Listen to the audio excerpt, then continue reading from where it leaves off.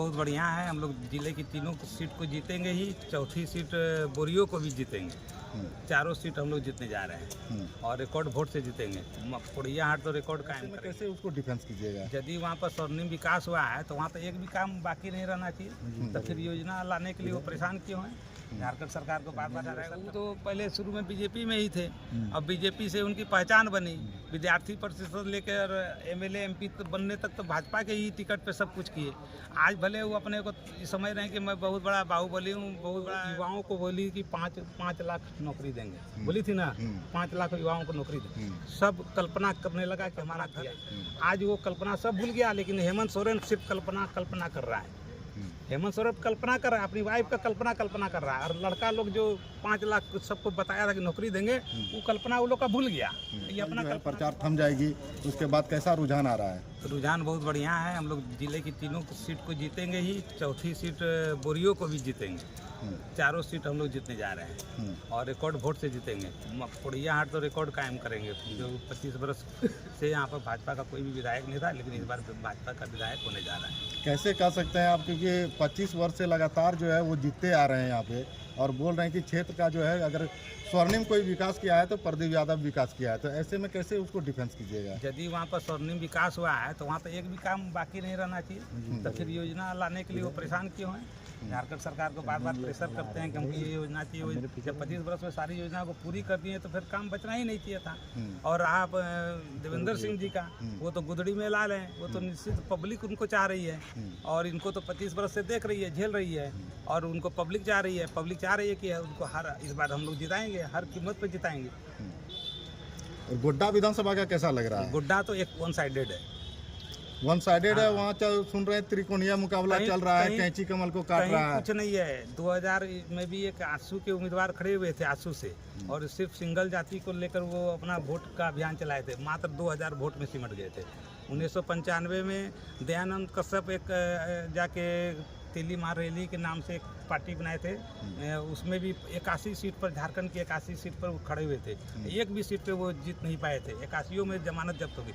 Single vote पे, single जाति पर किसी का चुनाव कोई जीत सकता है क्या? आज तक कभी इतिहास है क्या कि एक जाति को लेकर कोई चुनाव जीता है आज तक? और एक जाति पर कोई चुनाव जीतता है क्या? जब तक सब जातियाँ नहीं मिलती। यही कांग्रेस का 75-80 में इंदिरा गांधी के समय में एक नारा दी थी, जात पर न पात पर, इंदिरा जी के बात पर मुहर मारो हाथ छाप पर।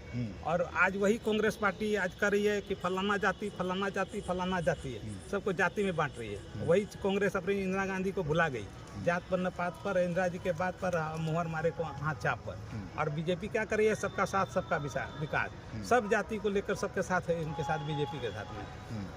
और महागामा विधानसभा का वहाँ पर तो मंत्री हैं अभी वर्तमान में झारखंड सरकार के दीपिका पांडे सिंह, और एक तरफ जो है अशोक भगत जी जो है, जिसमें वो मंत्री नहीं थी और मंत्री भी थी, विधायक रही 5 साल में। सड़क में बैठ जाना, पानी के बीच में गंदा पानी में नाटक करना, सरकार उनकी सड़क में बैठ के नाटक कर रही है। कौन नहीं जानता है उनके नौटंकी को? मैडम की नौटंकी को कौन नहीं जानता है? वो इतनी तो जब अशोक भगत विधायक थे तो उस सड़क को बनवाना चाहिए था ना, तो गड्ढा नहीं होता तो वहाँ पर बैठते ही नहीं। इनके दीपिका पांडे के कार्यकाल में टूटा है।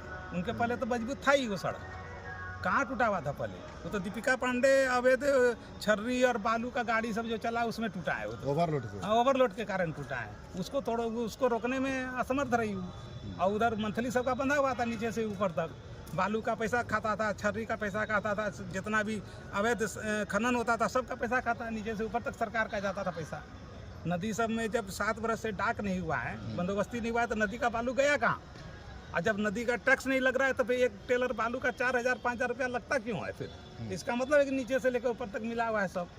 जो फ्री में बालू मिल रही है, पैसा लग नहीं रहा है, तो उसका फिर 5000 रुपया, 100 सेप्टिक बालू का 5000 रुपया कीमत क्यों हो रहा है? झारखंड में क्या लग रहा है, इस बार बदलाव होगा या फिर? साफ है, ईडी गठबंधन साफ है इस बार चुनाव में। यही देखिए, झारखंड का सरकार जब 5 वर्ष पहले आई थी सत्ता में, तो युवाओं को बोली कि 5 लाख नौकरी देंगे, बोली थी ना, 5 लाख युवाओं को नौकरी देंगे। सब कल्पना करने लगा कि हमारा घर ऐसे होगा वैसे होगा, कल्पना किया। आज वो कल्पना सब भूल गया, लेकिन हेमंत सोरेन सिर्फ कल्पना कर रहा है।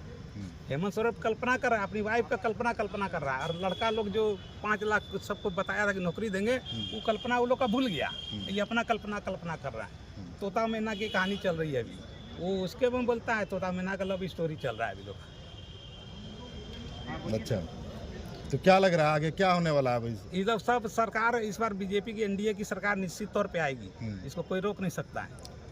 अगर एनडीए की सरकार यहाँ पर आएगी, बनती है, तो क्या क्या चीज परिवर्तन देखने को सारा मिलेगा? परिवर्तन, सबसे पहले तो भ्रष्टाचारी सब जो दिमक लगाया है, दिमक की तरह नोट गिरता है लोग के यहाँ घर से, सब जेल के अंदर में घुसेगा ये लोग, सब सड़ेगा जेल के अंदर, सबके यहाँ छापा पड़ेगा और सब जेल के अंदर जाएगा।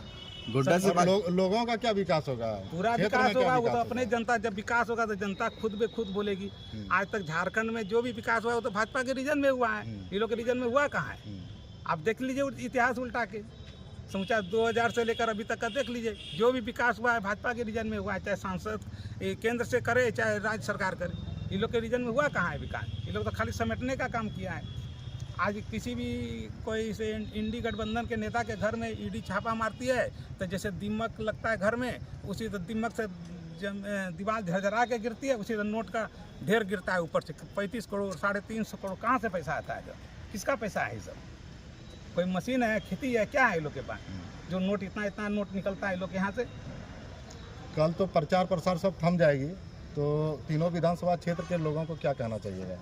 तीनों विधानसभा एकदम दिल खोल कर भाजपा को समर्थन करें, अपनी सरकार बनाएं और क्या कहते हैं तनाव मुक्त रहें, अमन चैन शांति के लिए वोटिंग करें और राज्य को खुशहाल बनाएं और अपने भी खुशहाल बने। सांसद महोदय ने ट्वीट किया है कि